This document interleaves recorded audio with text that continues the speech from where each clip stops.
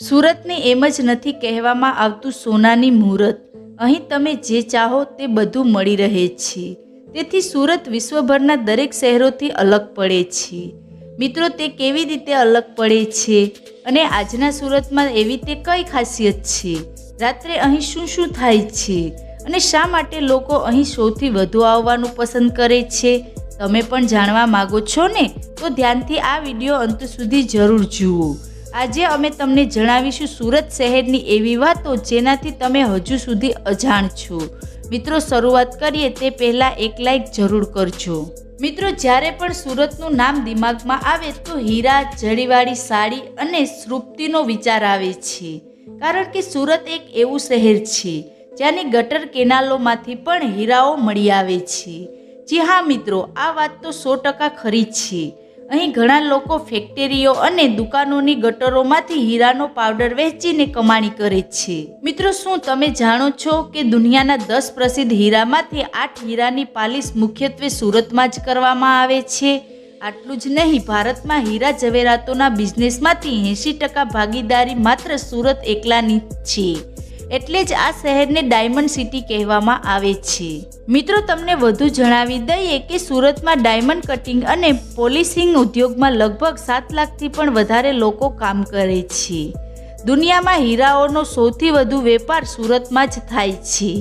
વસ્તીની દ્રષ્ટિએ જોઈએ તો સુરત ગુજરાતનું બીજું અને ભારતનું 8મું સૌથી વધુ વસ્તી ધરાવતું શહેર છે, જેની કુલ સંખ્યા 70 લાખ જેટલી છે. આટલી બધી વસ્તી હોવા છતાં પણ સ્વસ્થ સર્વેક્ષણ 2024 અનુસાર ભારતનું 3જું સૌથી સ્વસ્થ શહેર છે. અરબ સાગરથી 20 કિલોમીટર દૂર સુરત શહેરની મુખ્ય નદી છે તાપી. મિત્રો, સુરત શહેરને રાતની રોશનીમાં જુઓ તો સ્વર્ગ જેવો અહેસાસ થાય છે. આધુનિક સુરતના ઇતિહાસની વાત કરીએ તો અહીં પુર્તગાલી અને અંગ્રેજોએ પણ શાસન કર્યું હતું. સમુદ્રથી લઈને પાણી સંગ્રહાલય સુધી, ઐતિહાસિક સ્થળોથી લઈને શોપિંગ મોલ સુધી સુરતમાં પ્રવાસીઓને હરવા ફરવા માટેની ઘણી બધી સુવિધાઓ ઉપલબ્ધ છે. સુરતમાં લોકલ ટ્રાન્સપોર્ટથી લઈને નાગરિકોની સુરક્ષા ઉપર ખાસ ધ્યાન દેવામાં આવે છે. તેથી જ આ શહેરમાં ઘણી બધી જગ્યાએ CCTV કેમેરા પણ લગાવવામાં આવ્યા છે. સુરતના લોકોની વાત કરીએ તો ત્યાંના લોકોની એક ખાસિયત એ છે કે તે લોકો ક્યારેય હાર નથી માનતા. મોટી મોટી મુસીબતોનો સામનો કરવા છતાં પણ આ શહેર ફરીથી ઊભું થઈ જાય છે. ઈસવીસન 1994ના ચોમાસામાં ભારે વરસાદ અને નદીમાં આવેલા પૂરને કારણે શહેરમાં બધે જ મરેલા પશુ પક્ષીઓ પથરાયેલા હતા. મહાનગરપાલિકામાં માણસો તેમજ વાહનોના અભાવે ગંદકી સમયસર સાફ થઈ નહીં અને આખરે 20મી સદીમાં પહેલીવાર પ્લેગ ફેલાયું. આમ તો 25 લાખની વસ્તીમાં ખાલી 40,000 જેટલા જ લોકોને રોગની અસર થઈ, પણ આખા દેશમાં એના પડકા પડ્યા હતા.